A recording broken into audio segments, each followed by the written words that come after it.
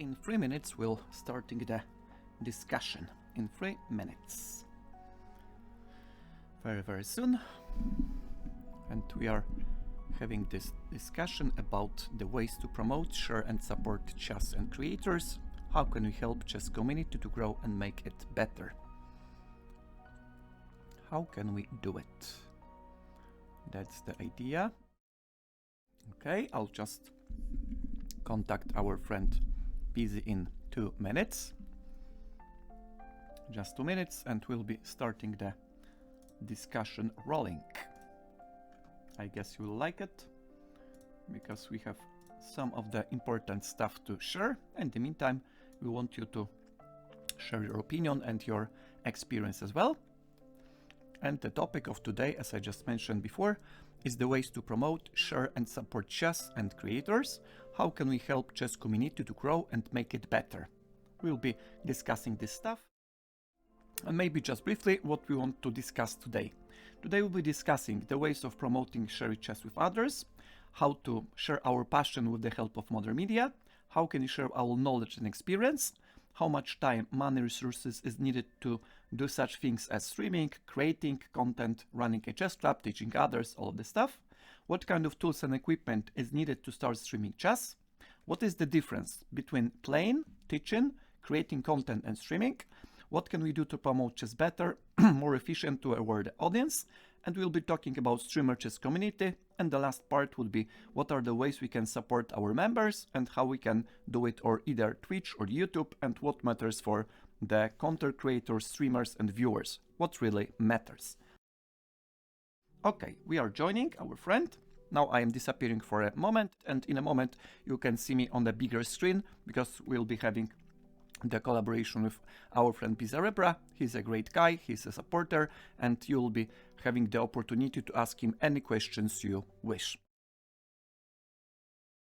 I'll just greet our friends into the channel. Welcome guys to the stream. Welcome to our conference about ways to promote, sharing and supporting chess and creators. And we'll be trying to answer the questions, not just this one, but one of the questions is that you can see on my channel. How can we help chess community to grow and make it better? And welcome to the stream, our friend Bizzy TT, our friend Bizzy, you can call him. Welcome, my friend. How are you today? I'm okay. The weekend I'm always fine. Not bad.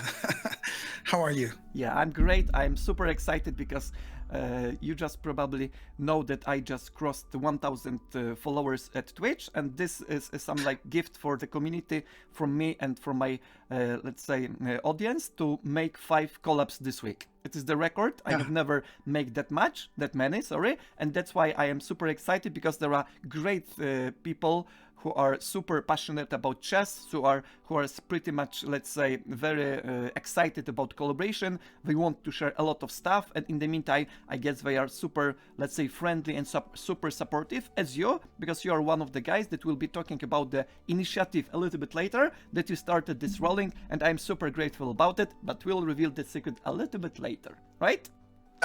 Well, congratulations. I didn't have the time to congratulate you, but I think it's well deserved because the content that you're providing to the community in general is really amazing. So well deserved. I'm pretty sure you're gonna get a few thousand more. Thank you very much, my friend. I'm really grateful. And to be honest, it would not be possible without such people as you and all of the people who supported me and supports me all of the time, providing all of the stuff, be it technical stuff, be it, let's say, topics for the discussion, agreeing for the meeting, all of this stuff. I'm super grateful for that because nowadays the people simply doesn't have that much time, right?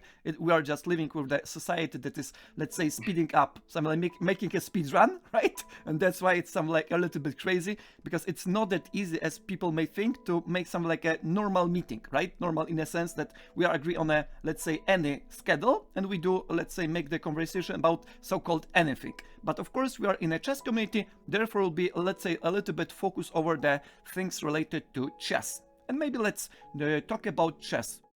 what do you think about chess? Is a let's say interesting activity? Why you, let's say, do this? Why you play chess? Why you stream chess? Let's make some kind of conversation about that. I love chess actually, and it's funny. I mean, my story is a little bit funny because nobody in my family played chess, and I don't know why I started playing chess. I just got into it. I got curious about it, and I remember that my father, my dad, just knew how to move the pieces, right? He didn't know how to play chess, and of course, but I needed an opponent, right?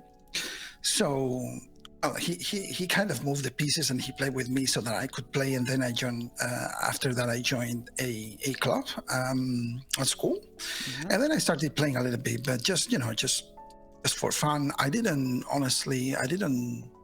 study to take it seriously until I was sort of 23, 25. Well, I mean seriously, studying openings and middle game and end games and so on. In the beginning, was just more like some fun, some diversion. But yeah, I think it's a great game. And what I like about it is that it doesn't matter if you're the age doesn't matter.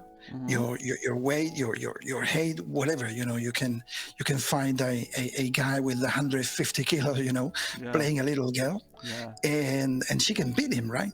So I think that's amazing. That's something that is it's amazing about chess. Yes, absolutely. And in my let's say perspective, I of course played chess I had been playing actual chess for 25 years, some like on and off, because there were some episodes in my life that I needed to leave chess for a while. And at the same time, I let's say have some like experience with some of the different parts of chess or chess community, if you wish, because as most of you know, because probably there are some new old followers, new viewers, that's why I'm repeating this. I am a chess arbiter, I'm a chess instructor, and I am a chess player, and now chess streamer, right? The, let's say, fourth function, if I can say that. And in the meantime, I'm super happy because my dream was to share my experience, my knowledge with broader community. And I didn't have such a chance because back then there was no computers. I mean, 40 years ago, right? Not just 5 years ago, because younger generation may not know what we are talking about, right? How could you not having the computer, right? How couldn't be the internet was gone, right? How was the world without the internet? Yeah, how was the world without the internet? Was that the world, right? Was that the world? And that's true. That's true. Yes, and that's why I pointed it out. At the same time, I simply started, let's say, using the computer, because back then I was not that much, let's say, technology guy, if I can say that. Then I just started playing chess pretty much intense, because I started playing in competitions like chess tournaments, chess leagues, all of this stuff. And then after some time with my friend that we started, let's say, thinking about chess in a different way, we figured out that it would be a great idea to set up a club, right? Because in our local city, there was not such a club with some like a reliable one, if I can say that. Yeah. And we asked some of the guys with, let's say, sport and culture, if they are, let's say, if they are allow us to make such, let's say, activity, such initiative. And one of our friends helped us with, let's say, convincing the manager of the municipal city center to set up the club. And we are running the club for 3 years. After that, it was some like different place that we are just running for the next 3 years. Therefore, my overall experience with running chess club on the board, because some people may ask it, is it on the board or online, right? Because nowadays there are online clubs as well. And we have been running, or I have been running the chess club for 6 years. After that, I quit because I couldn't, let's say, afford it. And then I am just, let's say, I was just looking for different, let's say, activities that I could share my passion. And I started writing articles on my blog. I just take part into conversation into the chess forums, and at the same time there was not such a, let's say, place and room for sharing all of the stuff with people who really wants to read it, see it, experience that, right? Because, for example, there are some kind of trolls, some kind of people that wants just to argue without, let's say, providing anything. Therefore, I was like looking for new ways to, let's say, share my passion. And whenever I figured out, because I was not a technological guy, right? I didn't know that Twitch existed. I just figured out and that Twitch existed because one of my one of my students told me that there is something like a Twitch that you share some of your, let's say, some of the games, and I was like, oh, playing the games is maybe stupid. I will not just even start it because it's a waste of time. But he said, no, you can do it whatever you wish as long as it is interesting to your viewers. And I said, okay, I will check it out. I'm not sure if I do it, but I will check it out, right? And after some time, I started watching, let's say, Twitch at Chess, because Twitch at Chess is some like 4 years old, right? In a sense of some like more active.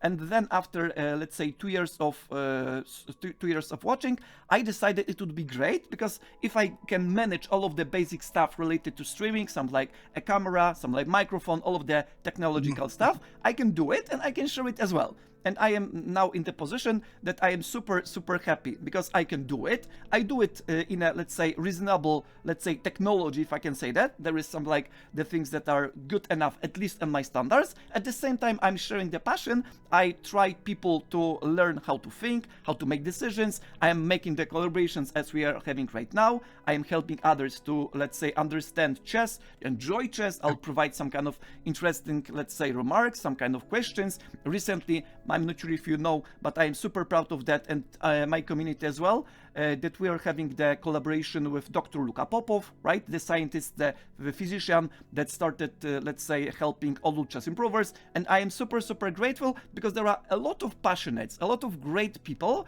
who are gathered in one place. At this time, we can have a lot of possibilities, right? A lot of opportunities to show our best skills. And now let's talk about the things. How can we share our passion over the Twitch, over the internet general, but in a particular, how can we share our passion or Twitch? What about that? Yeah, I think, well, before that, I think that, of course, I mean, nowadays, having these online resources, that's something amazing that we didn't have at the time. But I think we have to combine both things, because you were commenting something very interesting a moment ago, and you said we created a club, and I think that it's very needed more than ever, because I've realized that there's a lot of people, a lot of players that have grown to online chess. Okay, this is the famous OOPs, right? The online only players, and these are people amazingly with. I mean, and I'm not talking about like a 7-year-old. I'm talking about like full grown guys already that have never played over the board. To me, I mean, we're dinosaurs. We come from another era. Yeah. So to me, that's amazing. I mean, having someone who has played a lot of thousands of games online, but has never played over the board against an opponent of I mean, in front of you. It's I don't know. I can wrap my head around that, but unfortunately, there's a lot of people that haven't had the chance, right, to play over the board. And I think that we can combine both things, or we have to find the balance, right? Yeah. So a club, I think it's very important, a real club where you can go there and talk to your opponents. It's not a screen, but it's a human in front of you, right?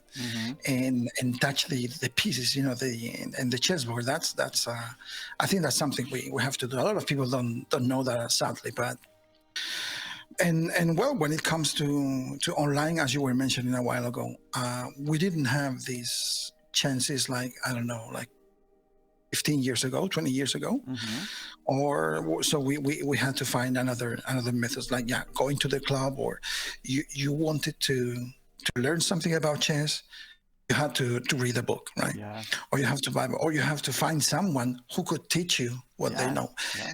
And nowadays, I mean, I feel it's amazing. We're very lucky. I think that we don't have, maybe one day we will appreciate what we have right now. And you want to learn whatever. Yeah. Okay.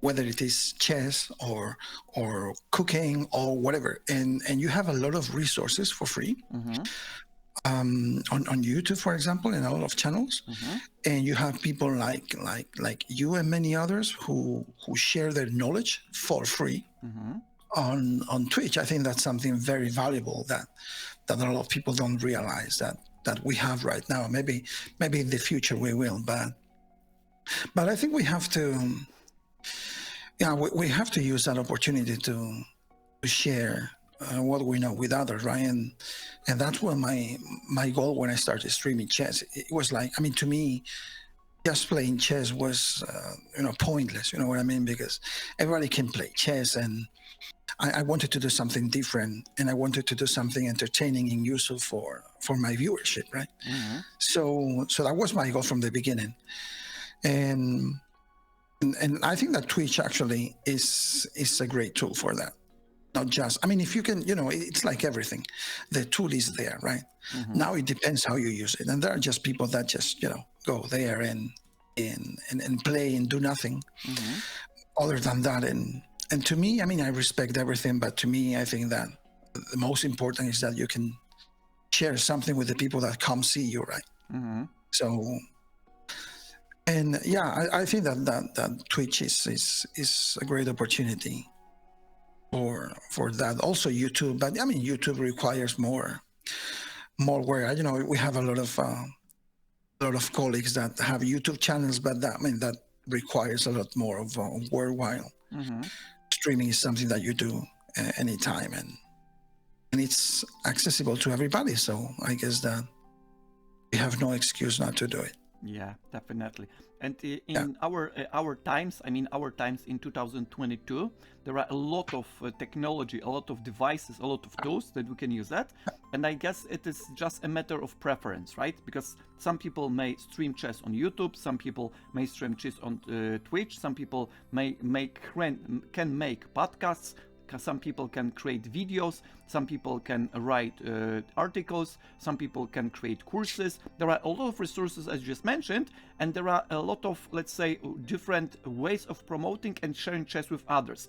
And maybe let's discuss a little bit what are the goals of doing that. For example, why we should promote and why we should share chess with others. Maybe there is some kind of, let's say, lack of information, lack of, let's say, accessible and reliable sources. What is the goal of that, right? Because some people can say, oh, you do not need to share chess because there are a lot of players, right? You can just join into, let's say, Lichess or ChessCon, and you can just know everything because you can just post the comment or post the question into the forum and you can know everything, right? And how we could, let's say, make this discussion rolling, why we need to promote or should maybe promote and share chess with others. What's the goal behind it?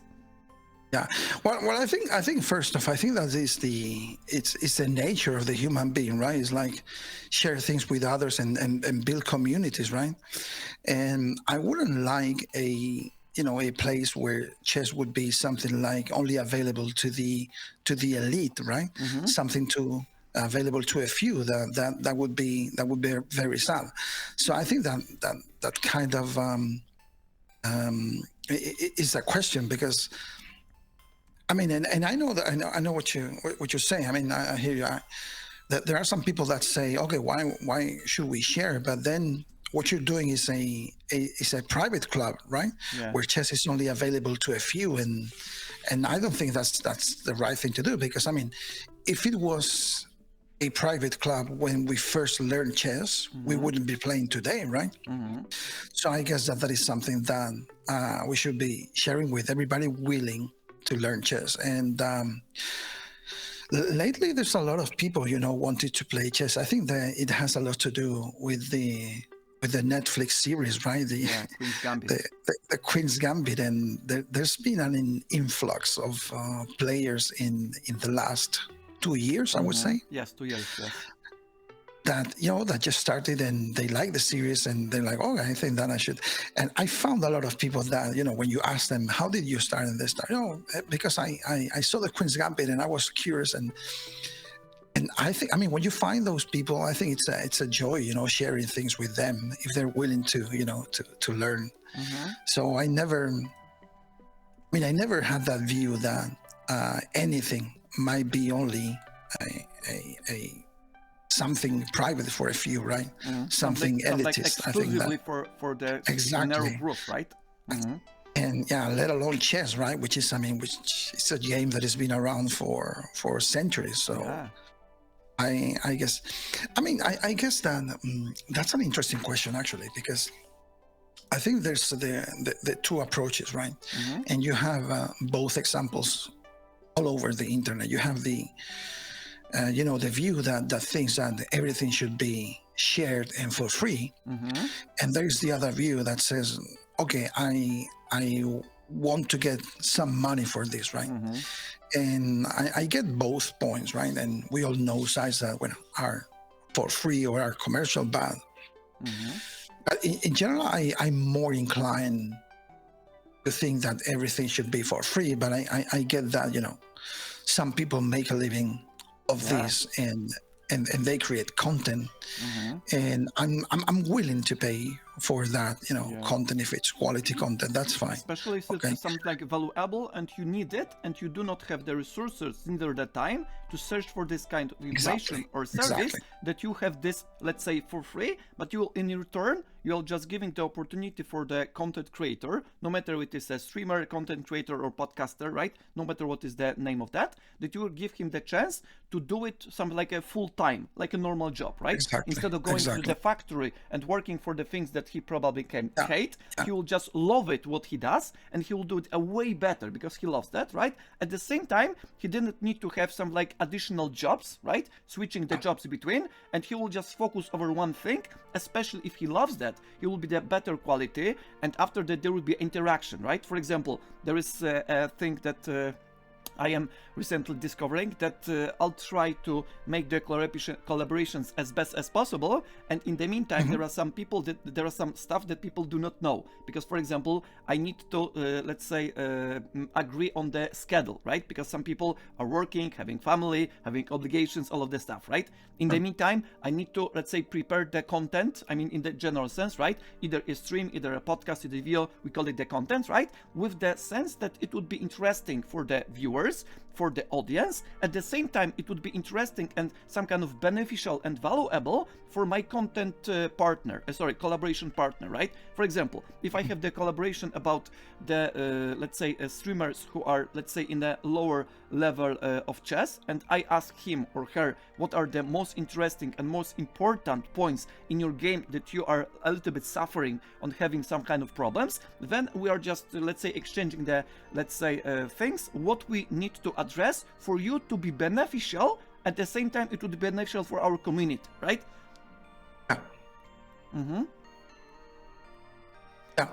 Yeah, and exactly. And but I get both points. I mean, what you're saying is that some people share that for free, some other people share that because they make a living of it, right?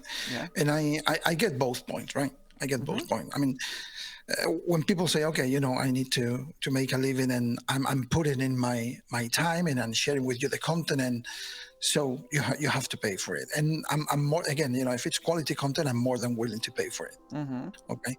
And then there's the other approach, of people who said, yeah, okay, well, this is something that I know, but this is something that I learned also from someone else, and when I learned it, it was for free. So why should I charge you now for something that it was for free for me at the time? So I get both. Spread this idea, right? Spread exactly. This idea. I think when you start thinking about it, I think that you get both point of views, and but that's some. I mean, the content is something different than the game per se, right? I mean, like putting chess in a closed circle, only private and exclusive to a few, I think that's not the right thing to do. So the more we can share it, I think the more beneficial it's going to be for everybody in general. So that's my view on that. Yeah, I fully support this, and especially as we can have some like two approaches that are living together, right? It's something like, to me, with the metaphor, it's the same as we have two hands, right hand and the left hand, right? Right hand can be the free resources, and left hand could be paid resources, right? And depending what you want, because nobody forces you, right, to buy specific course, specific video, specific, let's say any other materials, but you are just choosing the best material for you. And depending if you want to use the materials that are, let's say, paid or materials that are free, it's up to you, right? It's the same with the programs, right? For example, you can use the commercial program Word and the program LibreOffice that is absolutely for free, right? And depending what is your, let's say, goal, what you are, let's say, working more comfortable for you, you can choose either of them. and neither is wrong, I guess. But of course, I am in the let's say position that the more things that we share for free with something like let's say community that appreciate that and let's say share it more, something like making better, right? All of the time, let's say give something better than you received, something like a little bit of philosophy, right? Then you will flourish as a community, right? Yeah, that's true. That's true. Yeah, and let's talk maybe a little bit about the things related to the, let's say, function, because this probably may be pretty interesting for our viewers as well. Let's talk about what does it mean, or sorry, what does it feel like to be a chess streamer, educator, chess instructor, or chess content creator, right? Because probably there could be pretty nice distinction between these things, and what role or role functions you feel the most comfortable, and what let's say functions of role you would like people to make, let's say, better, more often. You are watching more or such. Let's talk about it. Well, I consider myself a streamer, not a content creator, and I think, I mean, this is my definition, right? And a streamer is someone just goes on Twitch and fires up the stream and just starts doing whatever. That's fine. Content creator for me is someone, for example, that has a YouTube channel, and that requires more time and more effort. And I'm not doing that because, well, I don't have the time right now. Yeah. I would love to, but I don't have the time right now. But to me, that's different. That's why I don't consider myself a content creator. For me, a content creator is something that, well, I mean, it's the definition itself, right? You have to create some content, and then publish it, but that requires more time because you have to prepare everything and edit everything, and well, it's not easy, I guess. Probably it's time consuming and energy consuming, right? Yeah, I know. And unfortunately, I don't have the time right now. Maybe in a couple of years, who knows? But right now, no. And how does it feel to be a streamer? To me, it's still kind of funny because I don't know. I just started streaming for fun, for myself, and then at a certain point you realize that you're part of a community. There are people that come to see you, and you feel a little bit of responsibility. You know what I mean? It's like it's not, you're not streaming for fun or for yourself anymore. Yeah, anymore. Of course, you do it for fun, and you have to be having fun, right? But you also feel that there are people that come there to see you, right? So you feel like you have to offer something to them, and yeah, that's how it feels. I mean, right now it's more or less okay, but I remember that at the beginning it felt a little bit weird, right? Because you have to be in front of the camera, and then you see that there are people interacting with you, and you realize that they're seeing you, right? And it's like, oh, but yeah, right now it's okay. And I think that the most important, or at least this is how I feel it, right? That you have to be yourself. Yeah. If you're yourself, there are people that might not like you because that's like, everything in life. And there are people that are going to like you. But those people that are going to like you because you are yourself. You know what I'm saying? Yeah. I don't like those streamers that have like a persona, like they are kind of faking someone who they're not, and they're trying to be kind of funny, or I don't find it funny, but you know what I'm saying? It's like they're trying to be someone else. And there are different people when they're in real life and in front of the camera. It's like I don't know, they're faking it. That's what I mean. And in my opinion, you have to be yourself. And in the beginning, it's kind of difficult because it's the first time maybe you're in front of the camera. But if you're yourself, I think that it's kind of okay. At the same time, I like to be a streamer, but as you were saying, an educator, right? And again, this is a distinction that I talked about before. There are people that just go on the internet and just play whatever. I mean, whether it's chess or a video game or whatever, they just play, for fun. Just players, right? Exactly. And I think that, or at least that's my view, I want to share something interesting with others, right?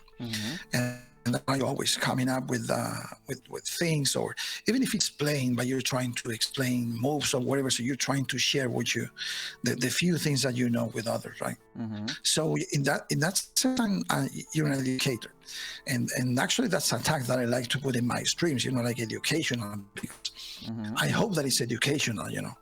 For people that come see me, I try to, depending on the level, of course, but within my possibilities, I hope that it's educating for someone. But again, I respect everything, but to me, being a streamer, or at least a chess streamer, what it means to me is that you have to offer something to others, not just be playing a game just for fun, because then, what's the point, right? You can be playing for yourself. You don't have to show what you're playing to others if you're not offering anything, unless you're there just to show off or something like that. But just provide some kind of entertainment, not just educational value. That's what you mean? Exactly. Because it's just playing and playing. You're not offering anything. To me, it's completely pointless, right? But well, I guess there has to be a little bit of everything.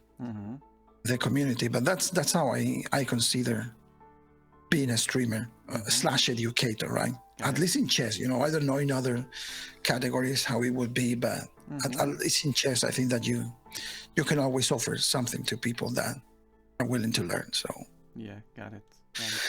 Chess instructor, I don't know. I think that you can comment on that better than I don't consider myself a coach or a... Yes, I would like to take this, let's say, point, because probably I could have more experience and maybe a little bit more, let's say, to talk. Because as I just mentioned before, I started, let's say, sharing my chess passion with a chess club over the board. Therefore, if people ask me about over the board things, they are a little bit surprised. How can you know the on the board things if you no longer play at the chess clubs? From time to time, of course, I'm playing local tournaments. If you do not work as a chess instructor or chess coach over the board club, how can you know how it works, right? And I know because I used to work as a chess instructor in the club. Therefore, I have some knowledge. In the same time, I read the articles, I listen to the podcasts. All of the time, I am in a chess community for 25 years. And if we just extracted, let's say, an empty years, right? The years I could not have, let's say, the contact with the chess community in overall sense, it would be some like 20 years. 5 years is some like cut off from this 25-year experience because of the different life situations, right? At the same time, I try to, let's say, fulfill the function or role, take into the role of chess instructor or chess coach. It's some like very similar to me. At the same time, as a streamer, because I stream it as something like the way to do so. And in the meantime, I am some like seeing myself as an educator, right? Because instructor, educator is a little bit different, let's say, category, at least to me. Because if you instruct someone, you're just putting some like very simple stuff in a general sense, right? For example, you're playing like this, here, there, and you're winning. And if you're an educator, it's some like a higher value, at least in my perception, right? Because if you're an educator, you're inspiring people to look for the things in a global view, in a global sense, right? For example, whenever I tell my collaborator partners that even if I use chess as a vehicle for the development of their potential, I'll try to ask them or encourage them actually to put the questions to themselves about the, let's say, philosophical questions, if I can say that, right? Why I do it? What is the goal for that? What would it be if something has changed? I mean, the things that I am trying to put emphasis onto the chess instructions as a, let's say, collaborations with my students, I'm trying to share with a different perspective, with a more expanded way. For example, how chess help you to get better, how chess can help you to think about things differently, how chess can help you to think logically, right? And logic, just for example, is not just in chess, it's mathematics, in physics, in astronomy, and all of the, let's say, science, of course, in most of the, let's say, subjects as well. But I encourage my students to put the questions onto themselves in a, let's say, wider perspective. Therefore, I see myself as an educator, not just an instructor, right?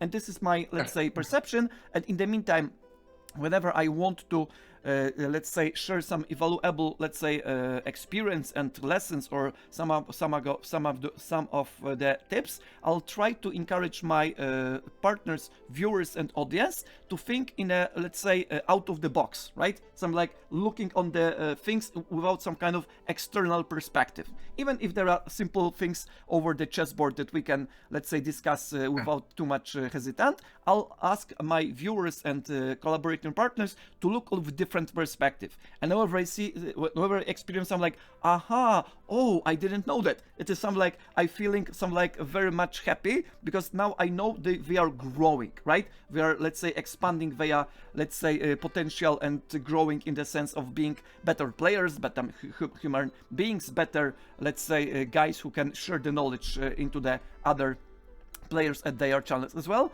And therefore I'm super happy that I can be chess instructor or chess coach. It sounds like similar to me. At the same time, chess educator, and of course, due to the Twitch streaming, I am chess streamer, some like naturally, right? Yeah. The instructor shows you the way, right? It tells you how it's done. Yes, how things need to be done. And the educator helps you develop more after that, encourage you to show your, to find your own way, right? Yeah, definitely. I agree with your view. That's right. Okay. Let's try to change a little bit our, let's say, focus over the things, because we are just mentioning that, and probably this could be pretty easy, I guess, but probably some like intriguing and inspiring as well, if we just try to discuss difference between the functions that we already, let's say. What is the difference, of course, from perspective, from playing, teaching, creating content, and streaming? What is your perspective on that? You can be creative if you wish. I mean, how can we distinguish playing, teaching, creating content, and streaming? Because sometimes some of the things can be something like intersectioned, right? Yeah, exactly. Yeah, well, playing, and there's a lot of people that do that on Twitch. Playing is just, playing. But again, to me, I don't find any value in that. Playing, it's someone that can play chess, at any time. And when I started streaming chess, that was my goal, right? I was like, I don't want to be a player. Yeah. I don't want to be playing, because playing is something that anybody can do. Okay. And I mean, it's kind of logical, because when you think about it, unless you are a grandmaster, in that case, people go to see you because you play chess well. If you are not a GM, why would people go to your channel to see you? You know what I mean? If you're just playing and you have you have 1,000 channels of people playing, why would people go to see you? What are you offering to people? Yeah. And that was my thinking, because if everybody's playing, you have to be offering someone else, unless you are outstanding at playing. Okay, like grandmaster too, right? Exactly. You're a GM, and people go to watch you play because you're a GM. You're an expert in the field, right? If you can say GMs are experts, you're expert in the field, right? And I think that's crucial when you start streaming, right? Because if you're not a GM and you're saying, okay, there's 1,000 people playing right now, why would they come see my channel? Yeah. What am I offering? And if you don't have an answer to that, you'd better maybe not start streaming. You know what I'm saying? Because, you might do it for yourself, but you're not going to be offering anything. So that's the playing part. And I never lean into that, right? Because I never wanted to lean into that, because that's something, again, that is not offering anything to me. So I wanted to be more of I don't know how to call it, like a streamer, educator, or whatever. And even if you're playing, and I think that's the difference, because you might be playing. Yeah. And I've seen a lot of people, and you're quiet, right? And you're focused, and you're quiet, you're just playing. Yeah. And the days when I'm playing, I'm trying to put in, in words, everything that I'm thinking. Yeah. Right? And sometimes, I'm just mumbling, and I'm saying nonsense, right? Because everything that is coming into my head, I try to put into words. Because a lot of people, ask me, and it's something that you don't realize until people ask you, when they tell you, oh, why are you doing this? What is your plan here? Why are you doing this move? What is your thinking process, right? Yeah. What is the idea behind it, right? Exactly. Even when I'm playing, I'm trying to put in words all that, because that might help some people. And actually, I'm doing it more often than before, because in the beginning I was like, okay, it's kind of silly, right? You're just talking out loud, and maybe this is not useful to anybody. Until someone came to me and they told me, it helps me a lot knowing the way you're thinking about this move. Yeah. And they were like, thank you, because it really helps me a lot, and that helps me, think in the same way and find the candidate moves, and you realize that it might be useful to people, right? Yeah. So what I'm trying to say is that even if when you're playing, you can be educating. Yeah, excellent point. Thank you very much for stressing this out. Excellent point. I guess that's the eternal question in chess. When people try to find moves, it's $1 million question, right? Yeah. How do you think? How do you find the right move? What is the best move? Yeah. And I think that for many people the answer might be different, but if you maybe help them, at least or share with them the way you think, maybe some people might get something useful out of that. So even when I'm playing, I'm trying to educate. I'm just not trying to play and be quiet. And so that's something. And unfortunately, I've seen, I'm not going to mention the name, but I've seen a GM Twitch play with a lot of viewers, because it was a GM. And I stayed on his channel for 10 minutes. And in those 10 minutes, he didn't say a word. He was just playing and quietly playing? Exactly. And I was like, okay, I'm out. You know what I mean? Because again, I think that, I don't know, I think that you have to offer something to people, and there are some other GMs and IMs that are streaming, and you learn a lot from them, because they're explaining moves, things that this is related to what we mentioned before, things that in the past you should have to pay for them. Yeah. Now you have them for free, right? Yeah. You have a GM streaming and he's explaining why he's doing this, or why this line is better than the other one. And there are some others that are just playing. So I never liked that. So to me that's the difference, and I think that the question again, the question, especially if you want to start streaming chess, Twitch is for free, everybody can stream, and that's a great thing. Nobody's going to tell you what you have to do. But in my opinion, if you want to offer something to the community, if you want to offer something to your viewers, you have to ask yourself, what am I doing here? Why should people, I think that's a question. Why should people come see me? What am I offering, right? Different from the others. I think that it's something that it's related to finding a niche, probably, doing something that we like and we can offer different from other channels. But yeah, definitely. And maybe I'll share my point of view about this as well, because I was pretty much feeling let's say happy when you said that even if you're playing, because you mentioned a little bit, it was some like a little bit tricky, even if I know your intention was good, right? Some like legit, because you mentioned that playing is some like an empty activity, right? If you're playing, what's the point? And I'll just trick you, but maybe you can playing and you can explain the things and then being an educator, right? And that's the value. That's the value, as you just mentioned, that we are, let's say, making such stuff like merging, and in the same time that we are sharing our passion, we can play, we can explain things. At the same time, we can inspire our viewers, right? Inspire our audience. At the same time, as you just mentioned, because it was pretty much eye opener to me as well. Even if I probably could have more knowledge about that, but I was not that much, let's say, aware of that, right? Being aware is very important, right? That even if I am playing, if I explain the things, I just discovered that people who are watching us, right, as content creators, just streamers, all of the stuff, educators, of course, they just have better, let's say, experience, because you said that if you do not offer anything valuable, it is pointless, right? And if you're offering, the people are some like attracting to you, right? So like coming for you and saying, oh, Thinker Teacher is playing and he'll be analyzing, he'll be sharing some of the stuff. Let's do it, right? At the same time, I am pretty much happy about it that we just mentioned that, because even if we are playing, there could be some kind of educational process, right? At the same time, there are different ways of educating. For example, we can just, as you just mentioned, you can mumble, you can just express ideas, you can just share all of the variations. But in the same time, there's technical stuff. For example, you can draw arrows, right? And this is the point, that sometimes if you do not want, let's say, or you are pretty much tired, let's say, right? Do not want to provide a lot of explanatory by words, right? You can just point out the arrows, and then it is some like helpful to others as well, right? And Exactly. in the meantime, you have the colors, you have the arrows, you can just, let's say, make the analysis afterwards, after the game is over, put the engine, show the engine lines, show the engine evaluations, and this is some like a treasury, right? Some like a very, very nice, let's say, opportunity to express our ideas, to share something valuable, at the same time, showing our viewers how we can get better. How can you find this move? How you can, let's say, find difficult moves in the positions that you're probably not familiar or familiar pretty much, right?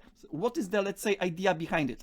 And what I think this is some like anecdote. I am laughing every time I am reminding myself this, because it sometimes happens. I do not want to mention names as well, but probably some of you may recognize. There are sometimes when I am streaming some like educational content in the sense of, let's say, showing how the things needs to be done, what are the evaluation, variations, visualization, all of this stuff, because I'm passionate about very, very much. There is some super funny things. And if I didn't know it is something like a real, I would knew that it is something like a fake. Somebody wanted to trick me, right?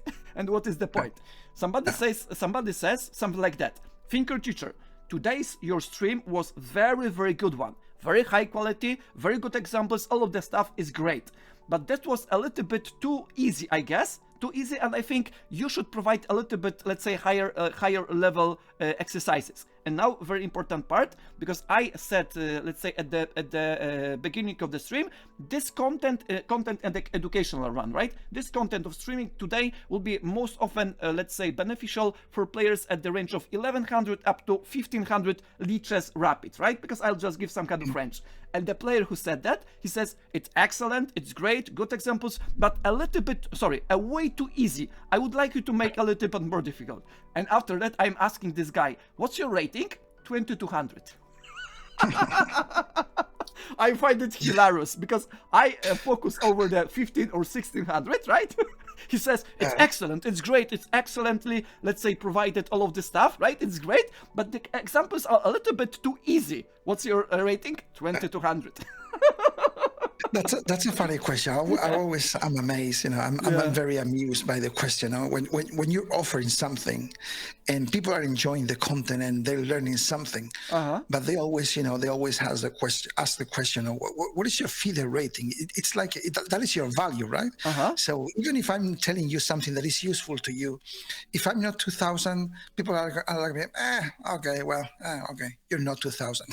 I mean, what's the point, right? If what I'm saying is useful to you, then just take it, but it's like, they have to ask the question, what's your rating?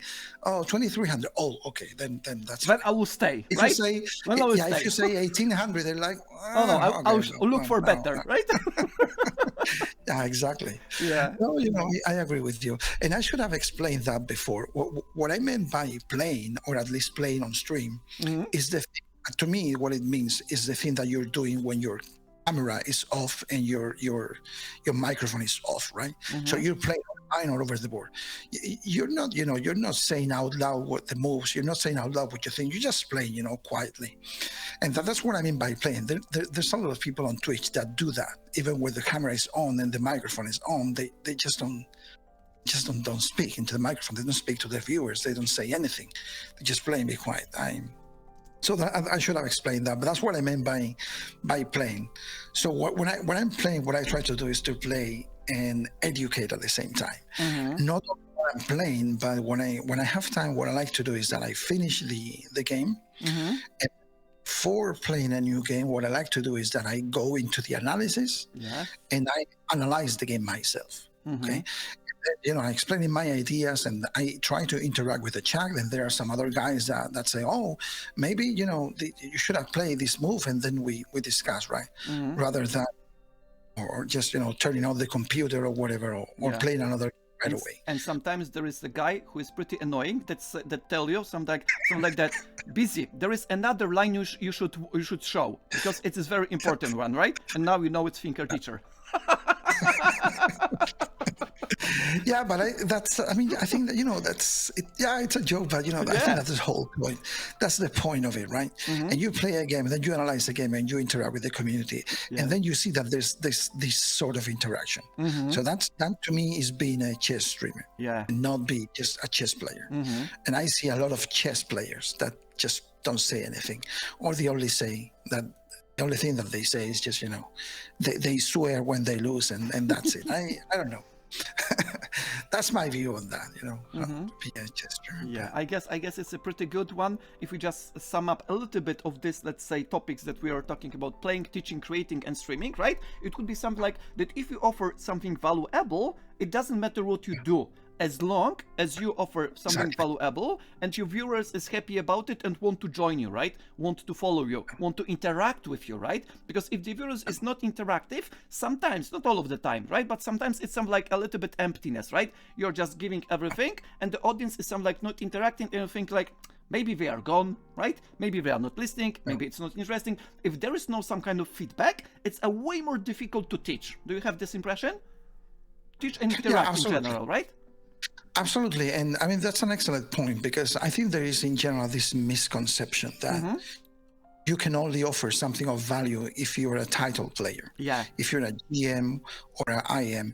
And I challenge you to find, people, and it's very easy to do it actually, to find people that are maybe low rated and they have a lot of viewers and they are very entertaining because they are offering, as you're saying, something unique, right? Something that is valuable to their viewers. And they are no GMs, they are no IMs, and maybe they're even 1,000 or 1,200, with all due respect. But what I'm trying to say is that they offer something, and they don't have to be a super grandmaster in chess in order to offer something to the community. And it's funny because what I like to do personally is that I like to go from time to time when I'm browsing on Twitch. I like to go to the chess category, and I like to sort it from low to high. From viewers, and then I start with people that have one viewer, two viewers. Because there are a lot of people that are really entertaining and really funny, and they haven't had any luck yet. So they are kind of hidden down there, but they are very entertaining. So, and sometimes I like to discover people like that, and interact with them, and they're very entertaining, actually very nice usually, rather than going to the usual mainstream guys that have already like 20,000, people streaming where you're gonna never have a chance to interact with them, right? It's a huge crowd, right? So, you are not seen. Exactly. I like to do the other way around, more into interacting with streamers, maybe there are less viewers, but they're fun to talk to, for example. So that's why I like to. Yeah, got it. Excellent point. I guess we are just providing pretty much insight, if I can say that, and some kind of, let's say, good remarks for, let's say, thinking over. At the same time, I guess it's pretty much, let's say, enjoyable for us. At least I am enjoying it very, very much. At the same time, we are just mentioning all of this stuff, some like a basics, some like fundamentals. Now let's get a little bit into let's some like a technical stuff. Of course, I don't want to make super technical, but at the same time, a little bit more something like the things that if anybody is watching us and anybody would like to be encouraged to do the same what we do, right? To help him or her to starting out. For example, I mean, what kind of tools and equipment is needed to start streaming chess? I mean, the simple ones without, let's say, mentioning some kind of brands, some kind of, let's say, specific technicals, right? Some like very general idea, what is needed to start streaming chess, let's say at Twitch, right? Because we are on Twitch right now, therefore it will be pretty easy, right? How could you, from your, let's say, perspective as a streamer, because maybe I'll just mention to our audience as well, because you are having a very nice layout, right? This layout that it is something like from Malcolm Payne, if I'm not mistaken, right? The chess magazine, London magazine or something like that. Probably you'll just explain us in a moment, right? And you are having a very great layout. At the same time, you have different scenes. You have clarity, crystal clear clarity camera, very light lighting. Thank you very much for the lighting as you just, let's say, helped me to take it. Thank you very much, by the way. I use it. It's great.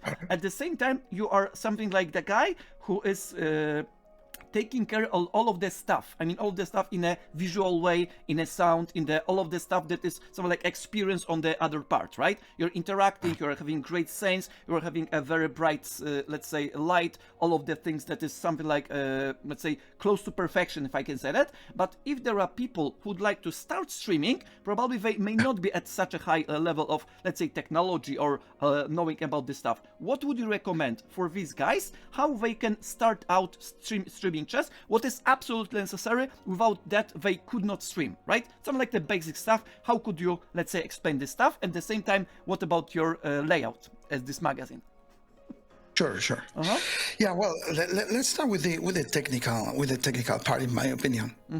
And I think that the first thing, I mean, it's like everything, right? So you have to start with something basic. Yeah. And as you progress, if you like it, this is my recommendation, because streaming might not be the cup of tea, for everybody. Right? Yeah, absolutely. Exactly. So instead of, even though I'm that guy, I start doing something and then I'm like, okay, I'm gonna buy the whatever, I have that.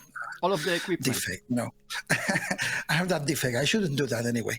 But that's not going to be my recommendation. What I mean is that, give it a go. Might not be for you. But then after that, if you feel like you're progressing, there's a lot of, technical gadgets that you can add to your streaming, right?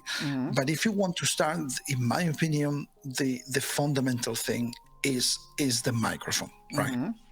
And you don't have to go to a top brand microphone, whatever. It's just you can be heard, right? And there are some people that use like a basic microphone, and nowadays, all of them, they have a very good quality.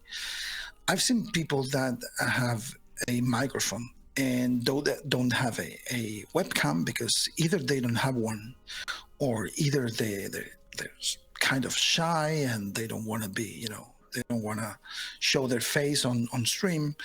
But at least if you can talk to your viewership, I think that's great. Yeah.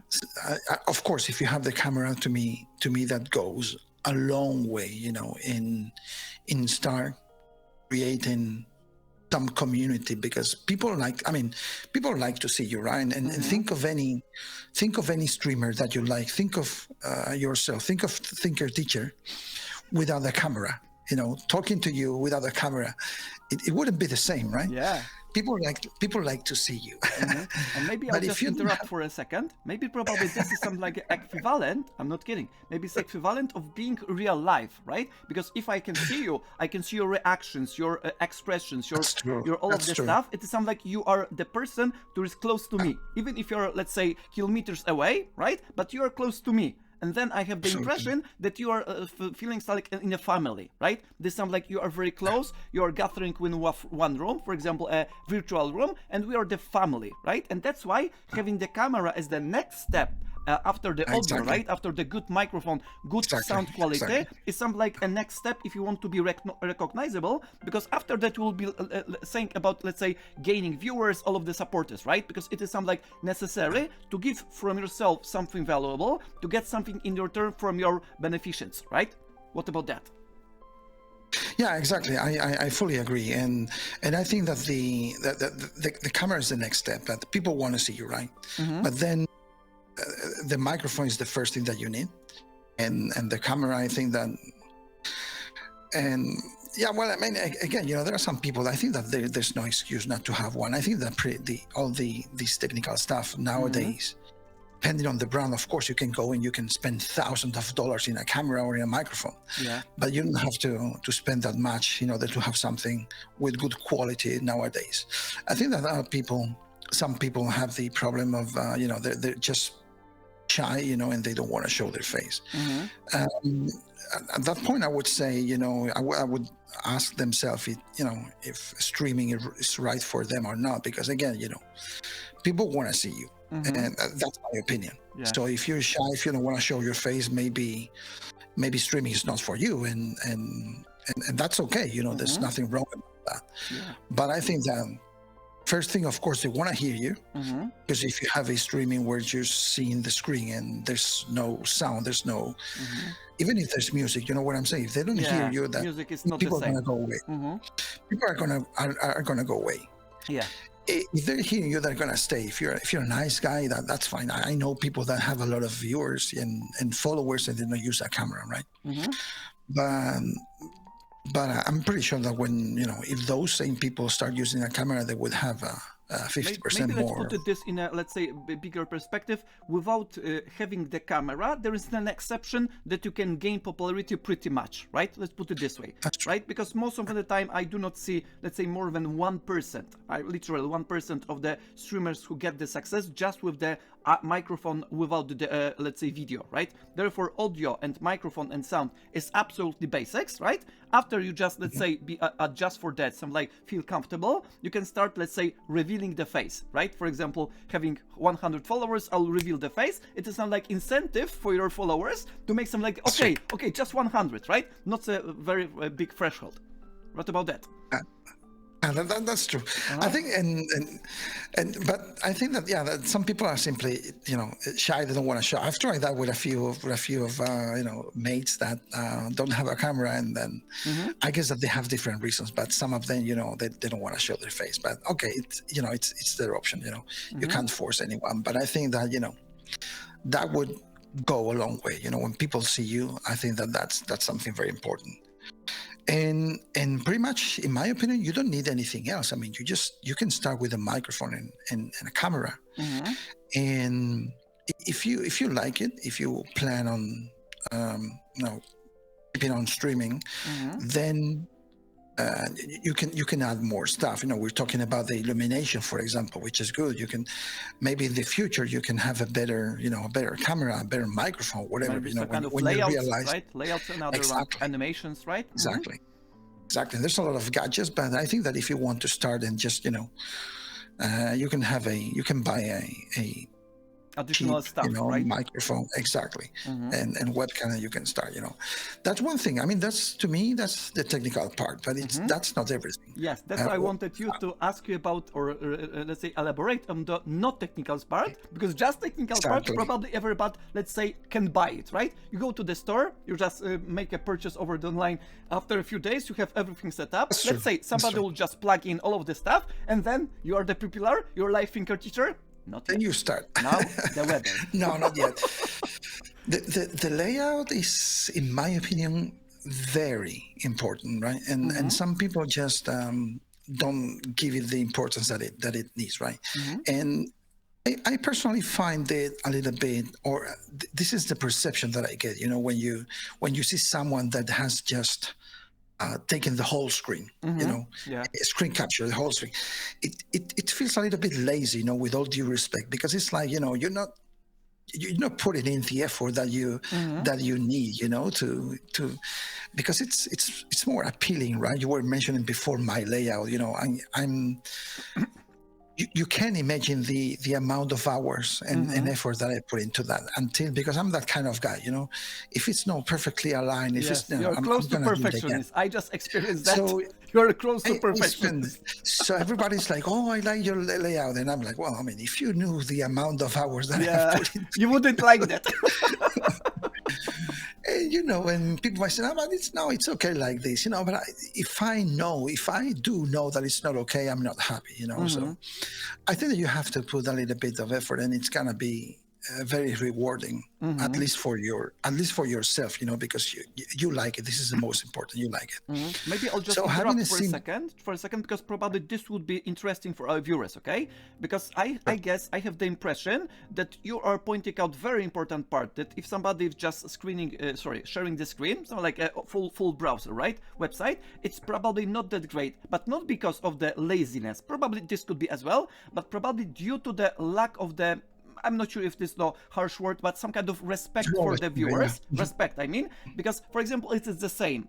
I just use the metaphor, right? If you have the video camera or even your phone, if you record something and put it automatically on YouTube and might make some kind of editing, right? Some like better light, some like the signs, some like the chapters, some like the, let's say, screens, some like the layout, some kind of animations. It shows that you take care about your viewers, right? At least to me, right? That, for example, if I make, maybe let's talk about my layout right now. It's not a very, let's say, advanced one. It's super basic. But what I mean, there are no elements that I think that are super valuable right now, and in a more sense, if somebody wants to, let's say, I'll make hundreds of them, right? This could be a chaos, right? Some like a lot of the elements, you do not know which one is important, which one is not, and then it is pretty much confused because you do not know if this following bar, if this subscription, if this is the notion, if this is the title, if this is the next stream, is it the previous one? There is too many. I do not want to mention, but probably some of you may know that if there are a lot to some like overloading of your layout, it is not good as well.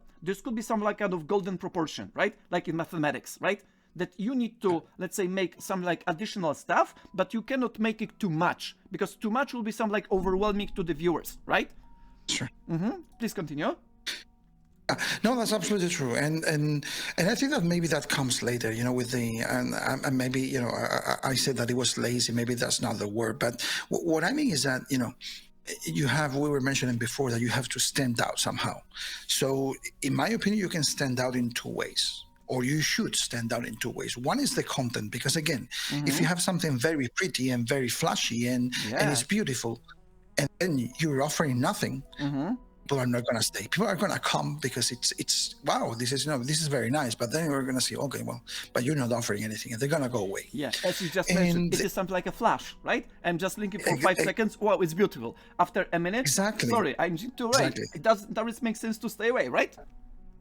And the other way around, if you're very good, your content is very good, you're a very nice guy and everything, but your stream doesn't stand out visually, you're going to be great, but people are not going to find you, So I think that, in among all the channels that are streaming chess, I think that you have to, because, at the end of the day, we're kind of visual animals, right?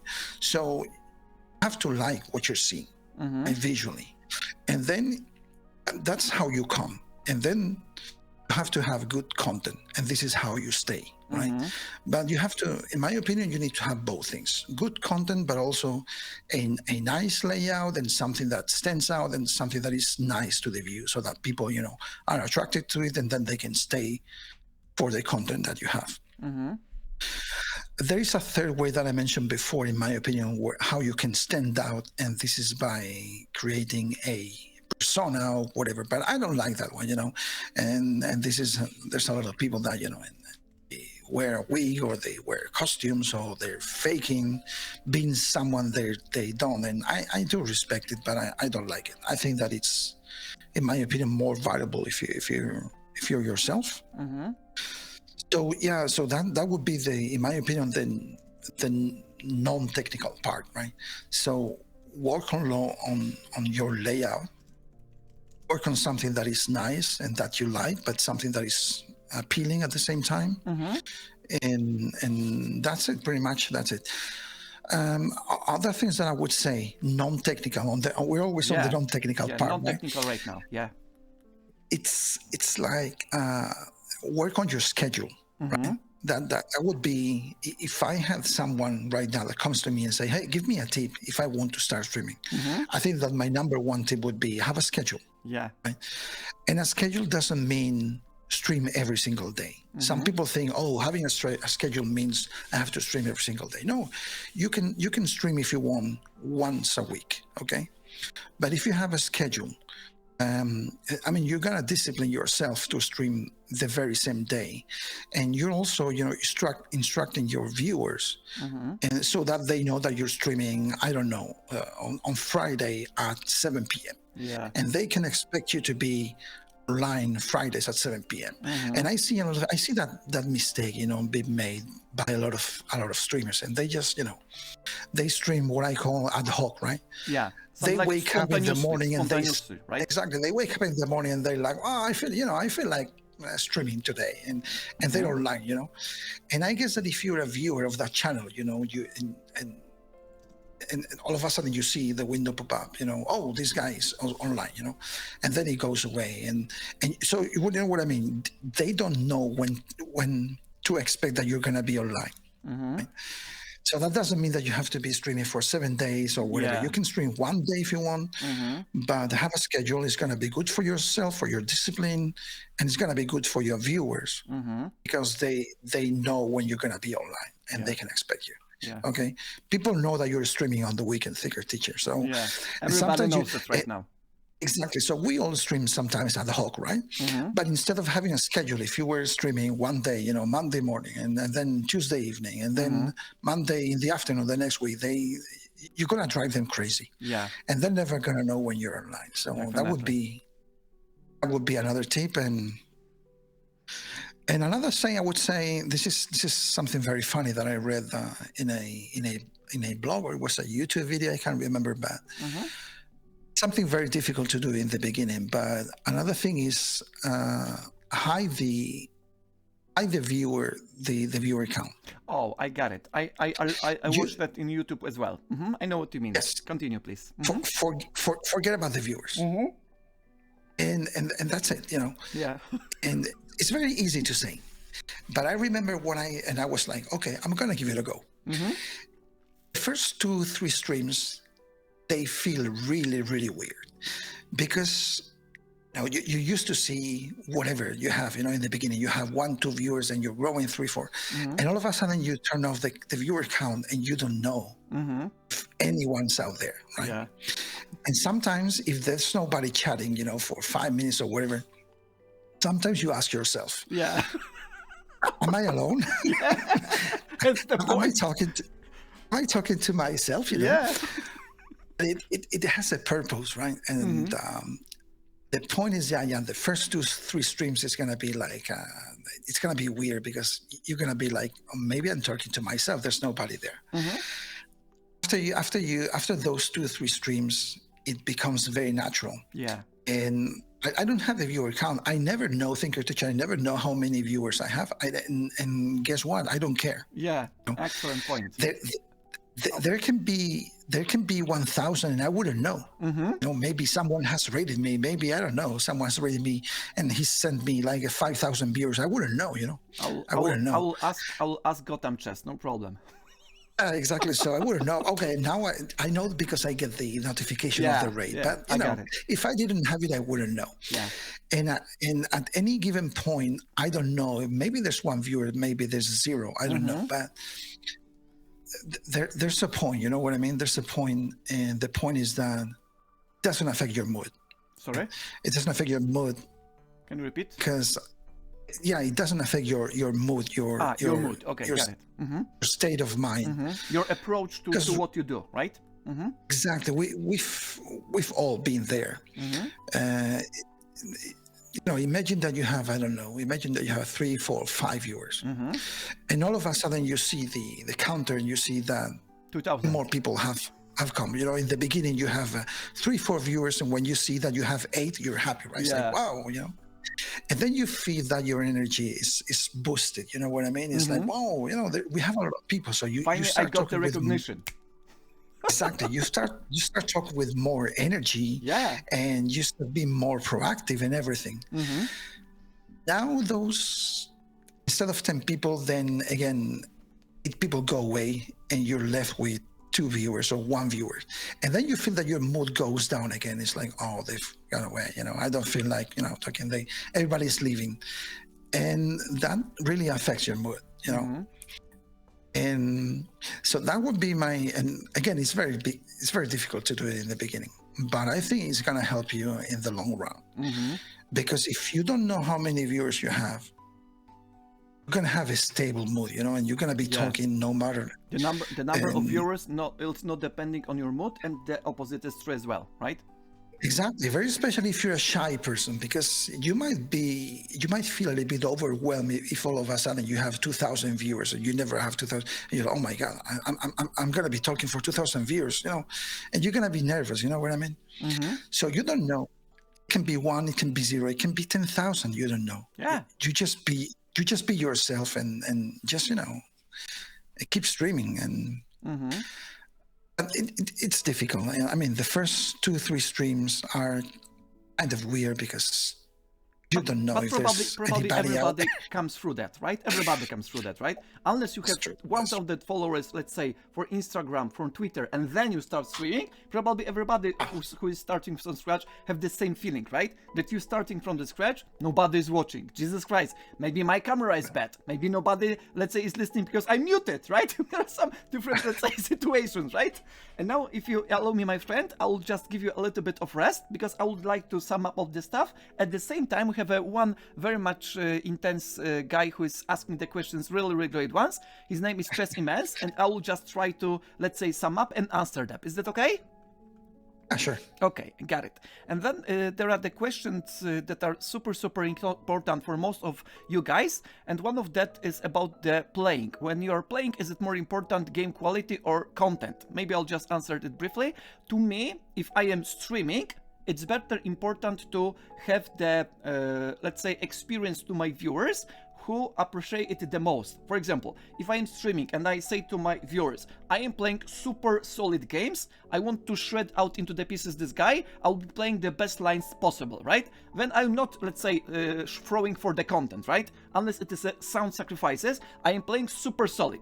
But whenever I'm saying that I will have the, let's say, some kind of funny game, right? Or some kind of the game with some kind of unexpected turns, and whenever there will be some kind of interesting sacrifices, I will do it, even it will be unsound, because of the content, because of the viewers. And this is probably a very much important distinction. Another question is, if you are playing a position when you have either a solid but slow line versus sharp tactical, interesting, in bracket, interesting, but maybe slight inaccurate, which is better to show?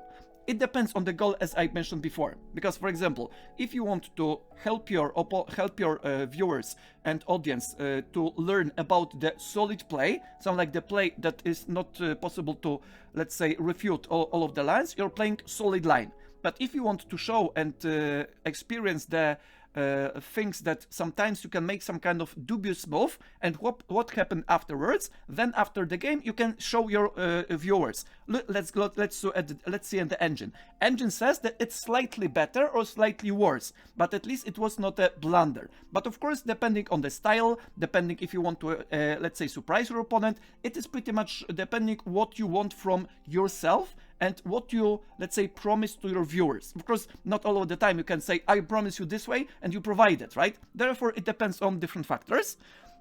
Another question that I want to, let's say, point out, because it is very important distinction. You said, I mean, Chess Invents, that you disagree with our friend Bizebra. You don't need a decent layout to start streaming. It's better to start streaming with a basic layout and gradually work on it. Yes, I agree. Probably our friend Bizzy agree as well. But at the final point, as our friend Sebastian, let's say, mentioned, you need to have some kind of standard layout. Something like a layout that is decent. It may be basic, because some people may confuse that if you have the basic layout, it cannot be decent. No, the opposite. If the layout is decent, it doesn't matter if it is basic or advanced. It is some like matter of preference, right? Because our friend Bizzy, for example, have the, let's say, layout about the magazine. After that, he has this camera and the position. But whenever he's talking to us, some like for the end of the screen, he has all of the stuff, some like the scene with his camera on his face. At the same time, when he's analyzing, he's changing the scenes, but it is his style, right? He sees it the most appealing. He sees it that this is something like a very basic for people and pretty appealing to them. At the same time, they use it depending on the goals. For example, as my example can show, if I am streaming, let's say, a puzzle racer, I am having the extended version of the screen. So the extended, something like a wider, let's say, screen, because I want to show you all of the racers when they are racing, right? Some like a racing distance. Therefore, when I am analyzing, I am having just a basic board. When I am having the collab, I do not have the board, because the board most often is not important unless it is not, let's say, educational stuff, then it is important. And now, as you can see, we are having two cameras. Before there are, let's say, the general topic of the topic of our collaboration. At the same time, it is Thinker Teacher Bizebra conference. Some like to, let's say, encourage this you as much. And there is a logo. This is some like a very, very basic one, but to me, it's appealing.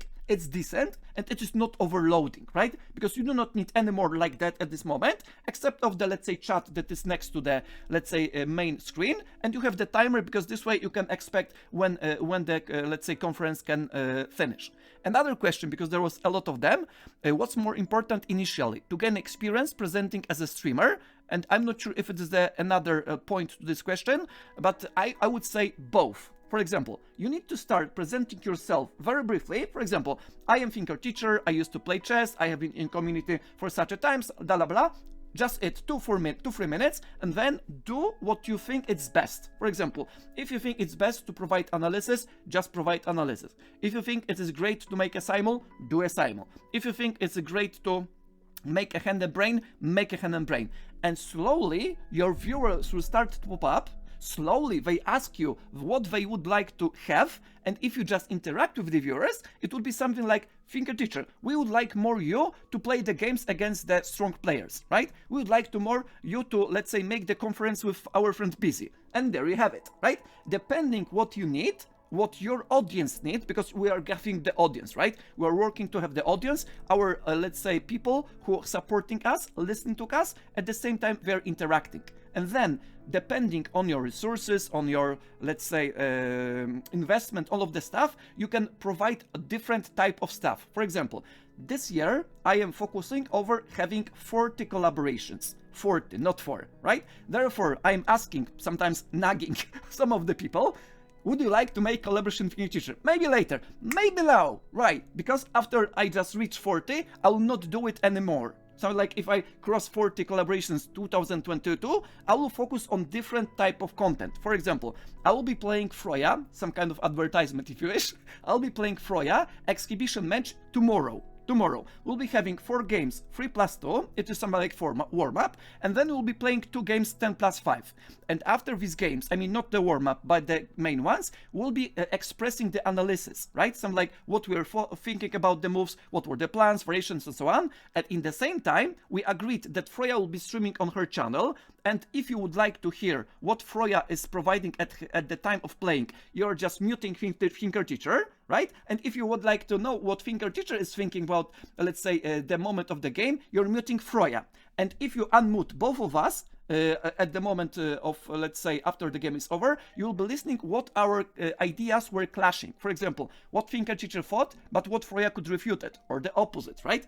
And therefore, it's the content for that my audience was asking a lot of the times. Of course, I am here to, let's say, decide what is better, what is not, let's say, more important right now, depending on the resources, availability of the guests, all of the stuff. And I am trying to put it on the list. For example, playing more with, let's say, streamers, making more interviews, making more puzzle racers. And the more you listen to your audience, the more you can have the resources, the better you can adjust to your audience needs. And then if there is an interaction, everything is fine. Therefore, it is growing and growing. That's my point.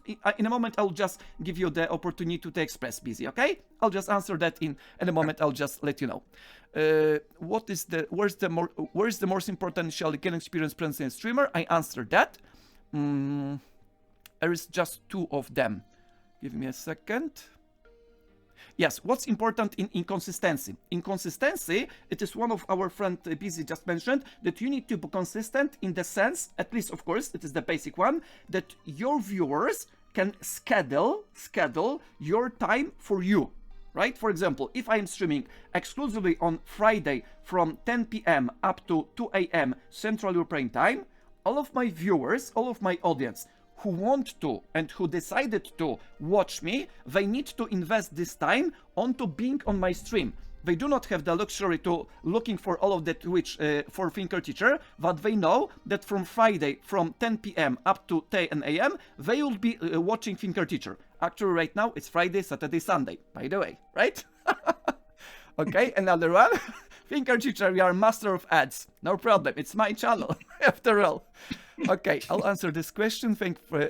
Okay, about the counter, just briefly about the counter. I previously I had the counter, but to be honest, unless I reached 4 people, literal 4 people, after that I stopped thinking about it.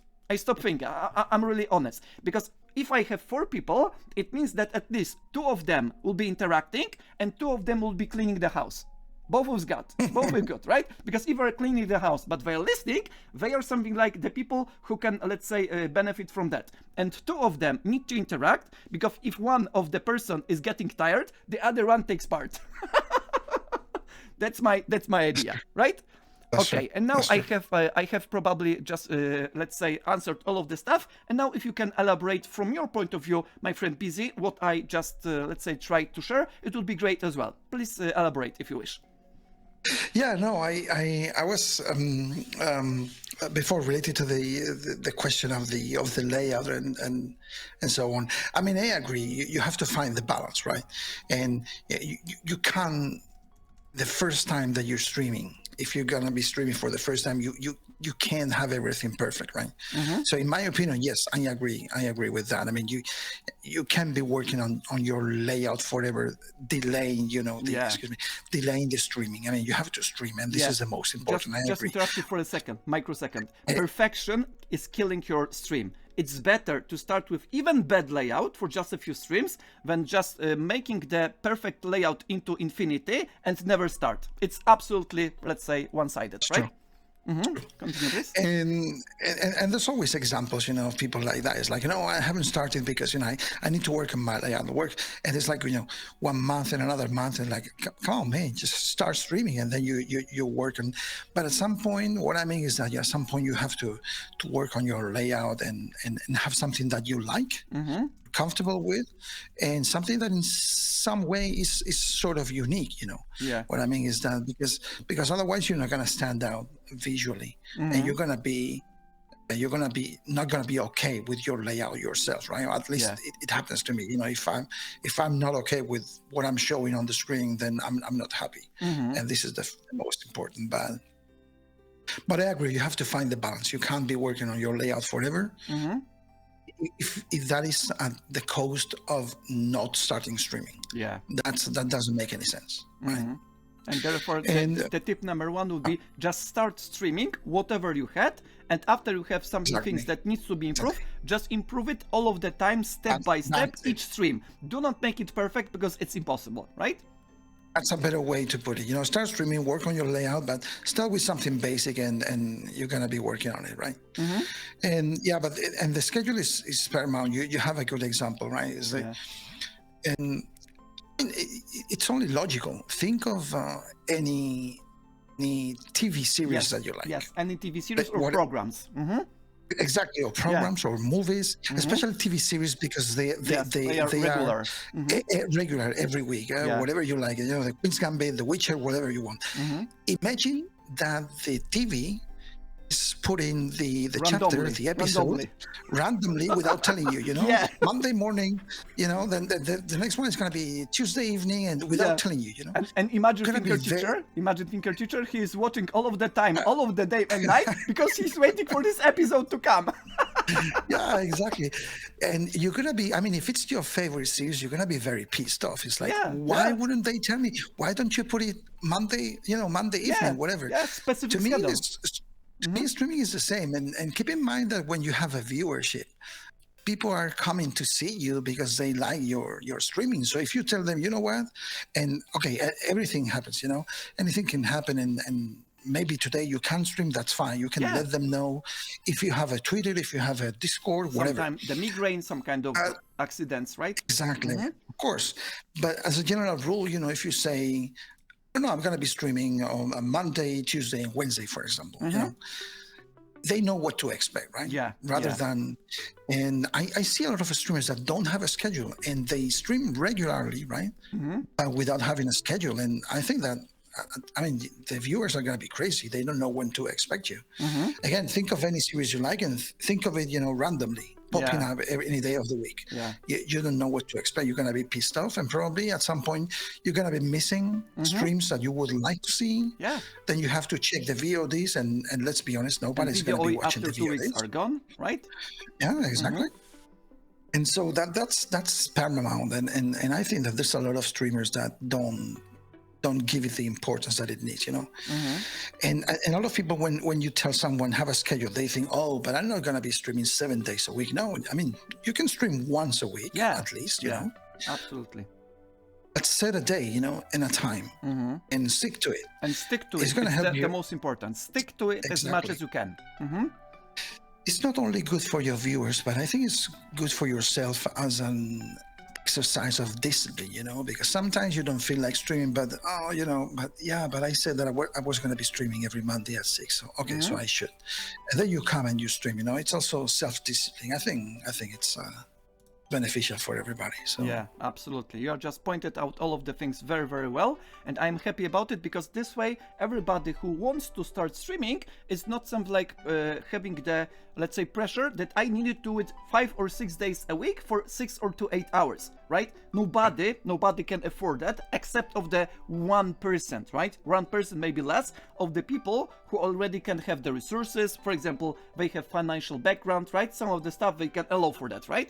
And therefore you need to stick to the specific day of the week, sometimes days of the week, and the hours, and do it as much as you can, because this way your viewers, your audience will adjust to this specific time frame, and they will be, let's say, putting this into the calendar. For example, putting into the calendar, note to self, Thinker Teacher, 10 p.m. up to 10 a.m. Friday, Saturday, Sunday, right? As simple as that. You do not need to think about, okay, maybe Thinker will be streaming on Monday, maybe Thursday, maybe 5 p.m., maybe 10 p.m. Of course, take notice, guys, because it's very important as well. Even if you're streaming regularly, it doesn't mean that you cannot make some kind of, from time to time, spontaneous stream, right? It is not something like that it is restricting to yourself.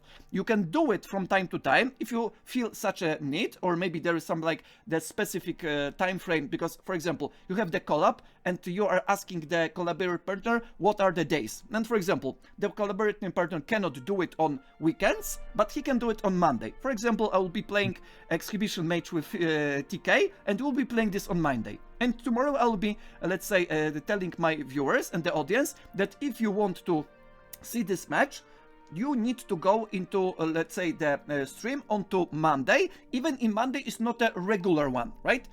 Regular one, because I am streaming regularly Friday, Saturday, Sunday, Monday, Tuesday, and all of the other days are some like accidental, right? So like not a regular one. And in the meantime, I am just, let's say, the proof, myself is the proof, because recently, I mean 8-9 months ago, maybe even more, 1 year ago, I was streaming some very irregularly, some like spontaneously, right? And I was a little bit surprised why there are this just 200 followers. And after a while, when I watched the video and I just figure out that, yeah, you need to stream regularly, even if it doesn't need to be every day, right? And I decided, because I have different jobs as well, that I will be streaming on the weekend. Because on the weekend, I have the opportunity to prepare everything, to not think about other stuff that will be some like nagging me, right? And therefore I can focus over the weekend and then provide the best quality I can provide to my viewers. And even if I'm not streaming more than 3 times a week, because weekends on my part is Friday, Saturday, Sundays, they are pretty happy. They know it is something like regular, and more the people are coming up, popping up, and they are pretty satisfied with that. That's my point. Okay, maybe let's try to go into the another things, because we are just mentioning that you can start streaming, we can make some kind of additional stuff like an audio, the video, all of the simple layouts, all of this stuff, and you can start sharing your passion. In the meantime, it's great if you have interactive with the interaction with your viewers, listening to the feedback and deciding what would be possible to make it happen, right? But there is one interesting and very valuable initiative I would like you to point out, my friend, even if you're, let's say, pretty much guilty of that, in a best positive sense, you're guilty of that, and I would like to talk about the initiative that is called Streamers Community Team. Let's get it started. Yeah, well, we have this this idea that popped up some time ago, and well, it was created by some other people. I came just a little bit later, right? But and actually at the beginning it wasn't called like that. It was the I kind of forgot, the New Streamers Union, I think it's called New Streamers Union. Probably some union. I'm not sure what, but exactly. streamers I think it was union. like new streamers, and then we changed, for some reason we changed the name, and now it's called the streamers community team, which actually I can see that you're showing very proud on your layout. To be honest, Well, what is the most funny, just for a while, the most funny was that every time I was, all of the time I was part of the team, nobody just, let's say, told me this explicitly. After a while, I just starting, let's say, searching for the channel, Discord channel about streamers community team, and I figure out there is some like 3 months discussion. Nobody just invited Finger Teacher, everybody using this logo, and I figured out if there would be a logo, I would just stick to my channel. Wow, there is a logo. Yeah, it was some idea, and well, I think the point is that we have this community, which started with the idea of helping new streamers, to grow. I mean, to be more specific, new chess streamers grow their streaming skills and also their chess skills. So that's why we call it streamers community team. But it's for chess streamers, especially new streamers and people that have like small channels or medium channels, and they started with streaming because, when you start streaming and as Thinker Teacher mentioned, unless you're a celebrity already, if you've never streamed but you're already popular on Twitter, then you come over to Twitch and the next day you're gonna have, of course, a million followers, right? a million viewers. Yeah, but if you start streaming in the beginning, it can be kind of overwhelming, a little bit frustrating, and so on. So we thought that we might build some sort of community where we can help each other with tips, with support, with everything, right? And so we started like an idea. Then we created a team on Chess, so we communicated pretty much there and here and there on Twitch and different channels, and right now, we have a Discord, pretty popular, and right now I think we're 50 members.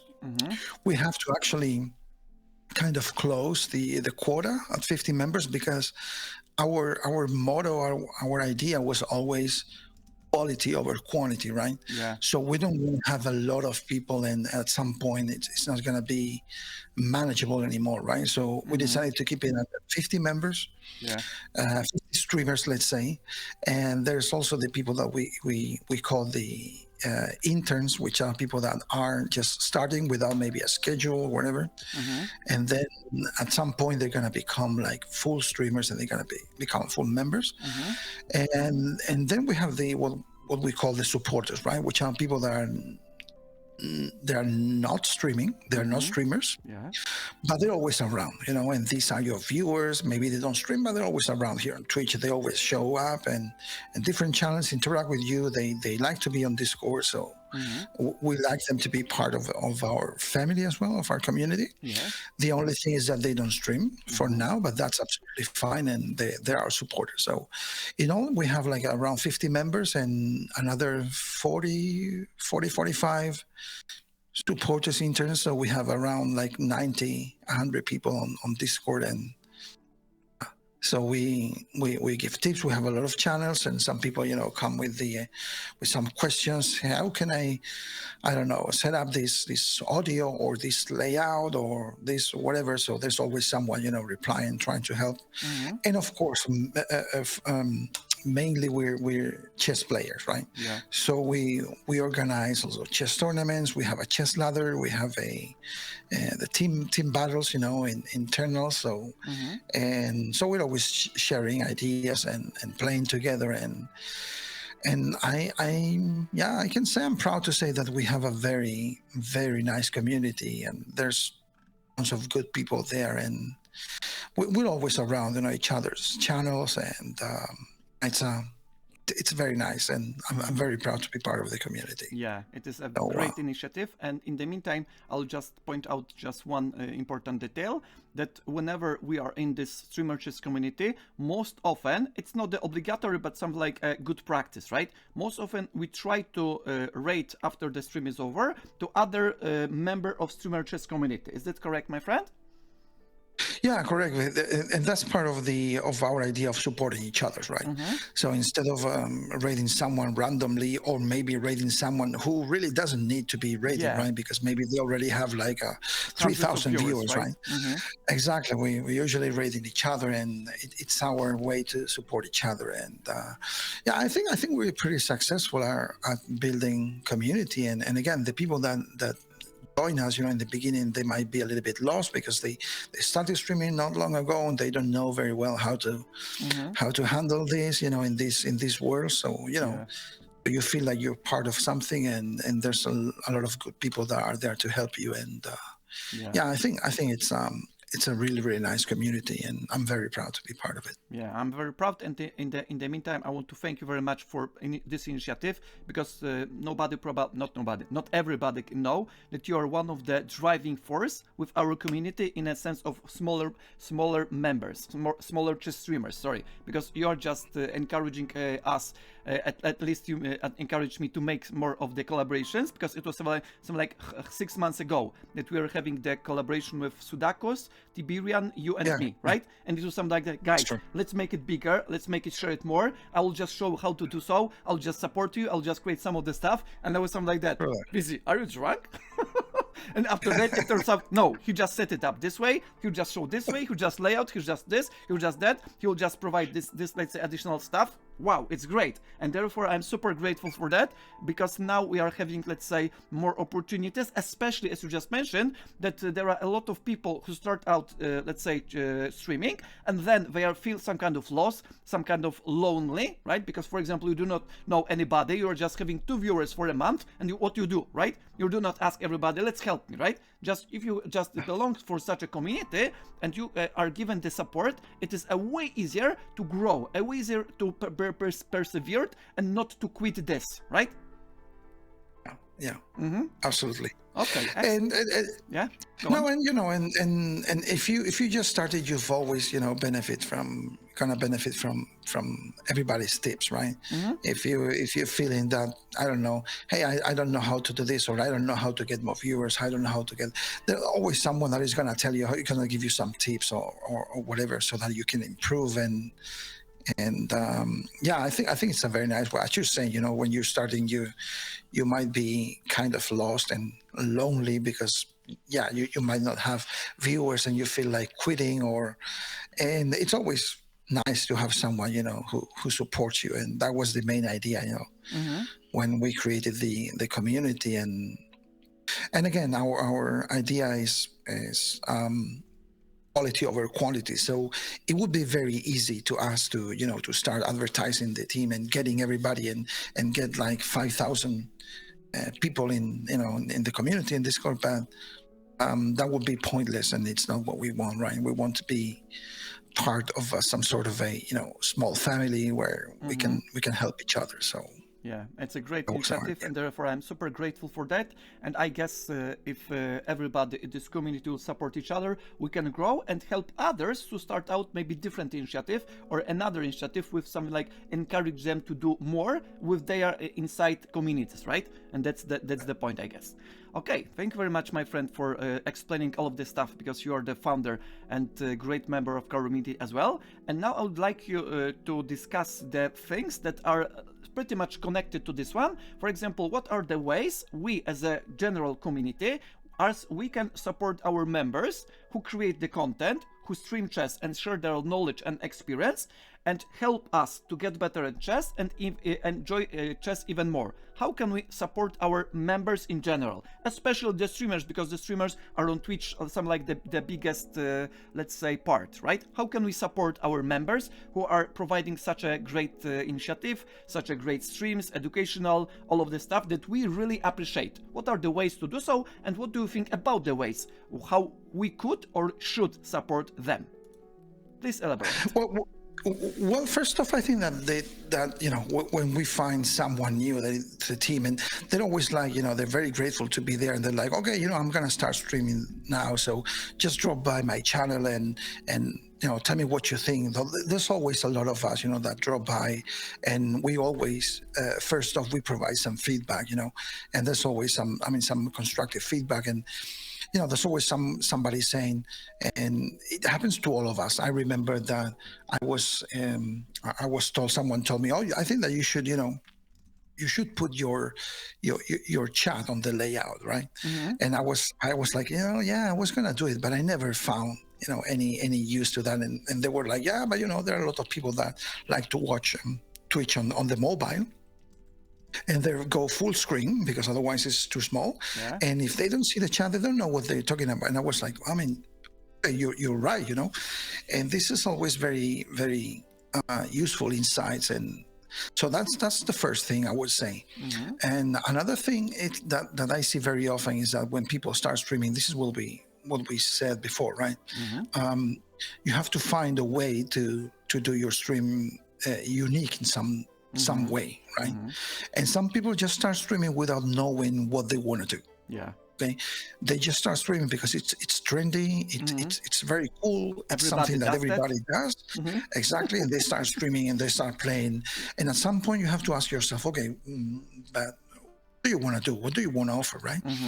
And a lot of people are kind of lost there. And when they come to the community, either we help them, find what they want to do, or they find that themselves just by watching the other members of the community and watching what they do, right? Because you, for example, you like to do collabs, or you like to talk about books, right? You like to talk about chess in general, ideas. There's some other people that like to coach and do one-on-one, like Tibira, for example, our friends, right? Exactly. We have some other people that don't play chess. They just do puzzles because that's what they want to do. They love puzzles and they do puzzles every time. That's perfectly fine. So exactly. So what you want to do, and sometimes either we help them, or they just find themselves because they see this streamer do this, they see the other one, and then they realize, oh, it's nice. This is actually what I want to do.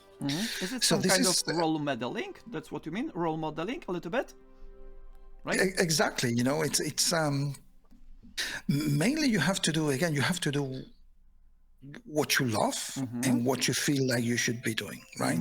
And what is valuable to the community, right? In the meantime, exactly, right? Something that is valuable and something that you like to do. I see a lot of streamers that do something, or I mean, I'm not talking about chess right now, but for example, they on Twitch they play video games.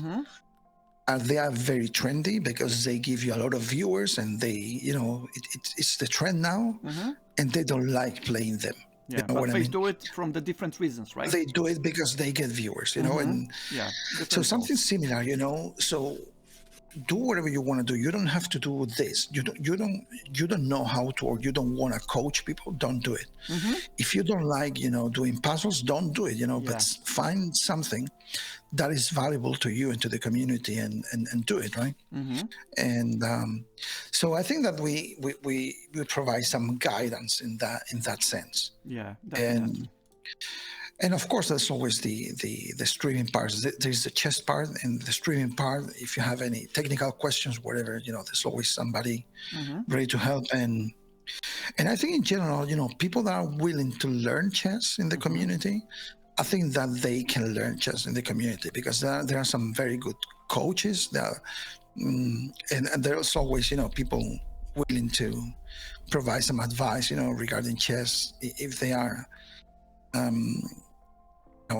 We have a couple of national masters. I mean, yourself, so very strong people, and I think that the people that are coming with the lower rating, they benefit a lot from the community and content that we provide. Just small correction: I'm not national master. I'm grandmaster.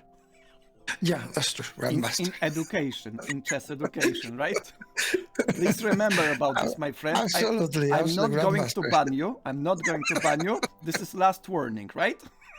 Grand teacher. It's a grand teacher. Master teacher. Grand teacher. Yeah, of course we are joking, guys, because we want to provide a sense of humor as well. And now another question, because in 7-8 minutes we'll be wrapping up. We are perfect in time. We just agreed with our friend Bizzy on some of the, let's say, threads, some of the topics that we want to discuss, and probably we are having all of the stuff discussed at the level that we wanted to. So at least I have such a let's say experience. And now another question that probably would be pretty important for us, especially especially for, let's say, our community that is listening us right now, what matters the most for streamers, content creators, and viewers?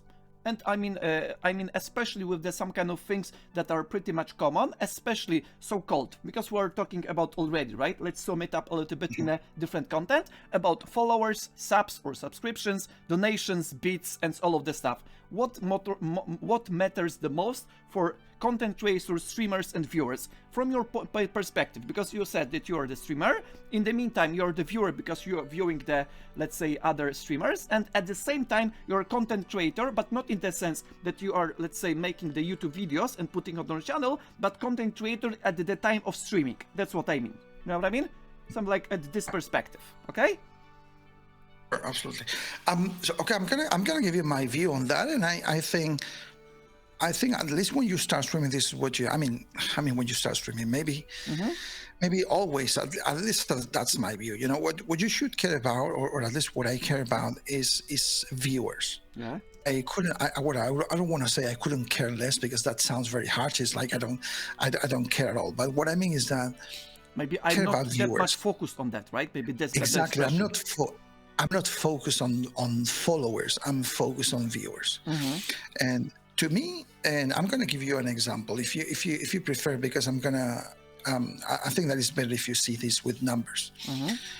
If you have, I've seen people with 1,000 followers, yeah, and maybe 10 and maybe 5 viewers. Okay, average. Yeah, average. Actually, I mean, 1,000 followers and 5 average. That's what? That's 0.5% of your followership. 5 per mile, right? 5 per mile is 0.5%, right? On the other hand, I've seen people that have like 300 or 400 followers, and they consistently have like 25, 30, 35 viewers. That is a huge percentage of your followership. Just to address a little bit, you mean viewers live, right? Watching live, right? Exactly. An average of viewers live. Yeah. And to me, this is the most important, because having a lot of followers don't come to see your stream. This is inactive viewers, right? And so this is not what you should care about. In my opinion, you should care about not having so many followers, maybe, but having consistently a viewership and a lot of people coming to see you. Now, if you have more or less followers, I think that is something that, you know, it'll come eventually, right? Over time. Naturally, right? Exactly. And to me, that's more valuable. Yeah. See that there are 20 people watching you right now instead of 3. And though you have, 10 times more followers than I do, but I have more viewers than you. I think that's more valuable, definitely. Now, subscribers, I personally don't care about subscribers. I mean, of course, I appreciate when someone subscribes, and that shows that, it shows me support, and I'm very grateful for that. What I mean is that when I say I don't care about it, is that I'm not going to hide any sort of content behind the subscriber paywall. Okay. You're not doing this for the financial reasons, if I understand. Exactly. Right? Exactly. So if you want to watch my stream and you want to subscribe because you want to show me your support, thank you very much. I'm very grateful. Exactly. Yeah. If you want to come watch my stream and you don't want to, or you cannot subscribe, thank you very much for coming watch my stream. You know what I mean?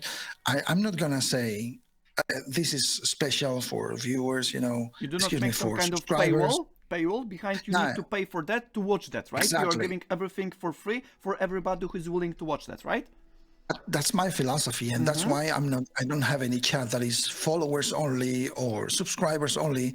Maybe one day when I don't know, maybe one day when I have already 10 million subscribers, maybe if they have a lot of people that come trolling me, maybe I will put it like, I don't know. But right now it's like, I find that kind of stupid, It's like you have to follow me if you want to talk to me. It's like, okay, whatever. I mean, I'm just grateful that you come watch me. Now you want to subscribe, thank you very much. But if you don't want to, that's perfectly fine. Yeah, exactly. And bits, well, that's part of Twitch. So again, if you want to cheer with bits, thank you very much, but it's not required, of course. And donations, I'm going to tell you something. I could have used one of the tools that you have in, I don't know, in OBS or Streamlab OBS or whatever to set up donations. I haven't, because I don't even want to ask people Got it. to donate. You know what I mean? It's like, keep your money, and I mean, I don't need any donation. Spend it maybe a different way. Not for me. I do not use it. Right? Exactly. I do not exactly. use it, right? I didn't even set up a page for donations. I don't want to deal with that. Got it. Whatever required. So. Okay. Excellent. And yeah, that's maybe let's make to sum it up a little bit, because we'll be wrapping up in 3 to 4 minutes, right? And I have the impression that we just let's say talk about different let's say topics, but they are some like focus over our general topic, the ways to promote, share, and support chess and creators. And we just answered all of the questions or sub-threads about how we can help chess community to grow and making it better, right? I have the impression. And there is one more question about King Wiki, our friend for chess community.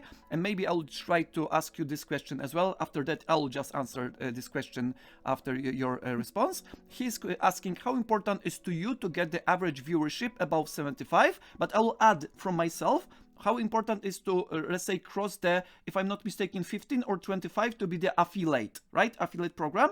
And after crossing 75, probably it is the partnership program. You know what I mean, my friend? Right? Yeah. Affiliate is probably 15 or 25. Please correct me if I'm wrong. And 75 is the minimum number. Of course, the let's say average viewers live that you can apply for the application for the Twitch partner. Probably this is the intention of our friend King Wiki, right? And if we collaborate a little bit, it would be great. I personally, I'm not very concerned about being a Twitch partner. Okay, so I'm really very focused on having as many viewers as possible, whether it is 50, 60, 75, or maybe one day 1,000 viewers. So, I mean, I don't have a number for that. I don't know if you're referring that because you're saying 75 is the limit where you're going to be a partner, and then you're going to have some extra, perks. And I'm not very focused on that. Of course, the more viewers you have, that the better, at least to me, right? The better. Yeah. Now, the number of 75, honestly, I don't care much if I get one day the partner program or not. But just to answer that your question in that sense, yeah, of course, to me, again, the more viewers, the better. And if you ask me, if you tell me, do you prefer to have, I don't know, 500 more followers or 10 or 20 more average viewers, I'm gonna always get the viewers. To me, that's more important. But I don't have a number in mind, and I'm not very focused on getting the Twitch partner whatsoever. So. And you mean that it is something not super important if you know what you do, and if you want to provide the content and the quality of the, let's say, content for your viewers, and in return you have the, let's say, feeling that if your viewers appreciate what you do and you do what you love, probably it's everything what needs to be done, right? Exactly. That's the most rewarding to me. Now, if I get the partnership or not, it's not important. Okay, got it. And my point, just briefly, there are two things, of course, depending on your perspective, because some people may do it for money. It's okay as well, at least from my perspective. They can, let's say, treat it like a job. And if they want to be so-called professional streamer, but professional in the sense of earning money, right? Earning money from donations, from bits, from all of the, let's say, subs and all of the stuff, it is obligatory. Probably there are just a few, literally few streamers who are not Twitch partners, but they can earn decent money with the subscriptions and all of the stuff, donations and all of the things, if they are not, let's say, connected to Twitch partnership. Therefore, it's some like requirement, some like very much obligatory for 99% of streamers if they want to treat streaming chess as their job. They earning money for the job, the same as other people earn money from their job that is not chess related, right? And that's the point, I guess. Okay, guys, if there are any other questions, please share them into the chat. If not, we'll be wrapping up in a few minutes. And now I would like you, my friend, to maybe pinpoint some of the interesting remarks, maybe your reflections about what we, let's say, said so far, and maybe how you feel about today's collaboration. I do not mean that Thinker Teacher is great. Everybody knows that, right? But rather, how did you feel about today's collaboration, today's, let's say, perspective about, let's say, answering or inspiring to thinking over about the stuff we provided so far, right? Yeah, first off, thank you for having me, and I personally enjoy very much this kind of collabs, right?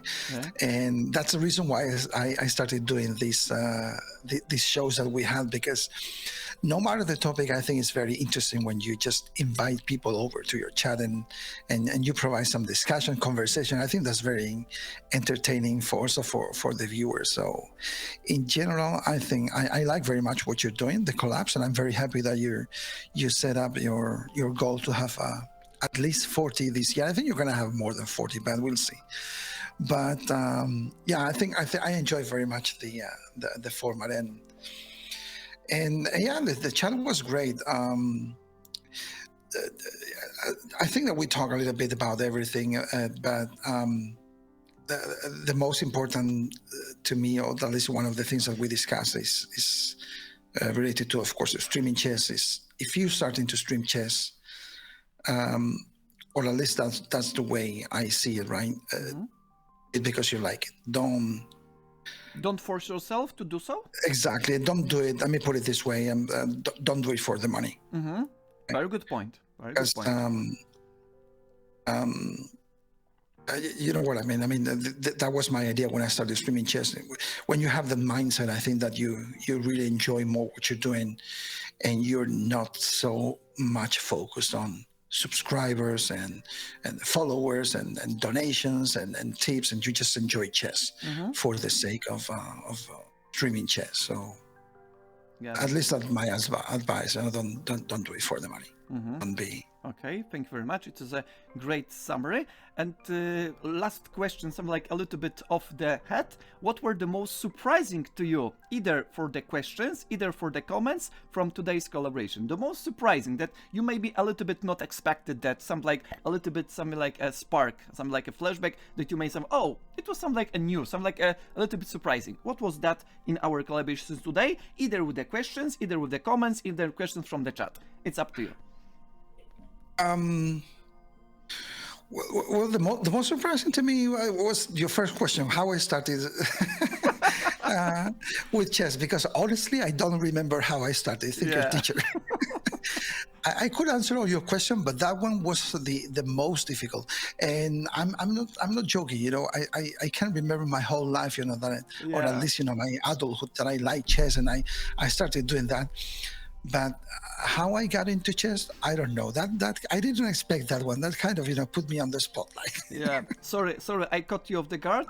At the same time, maybe I'll just inform the audience as well. This question was out of the list.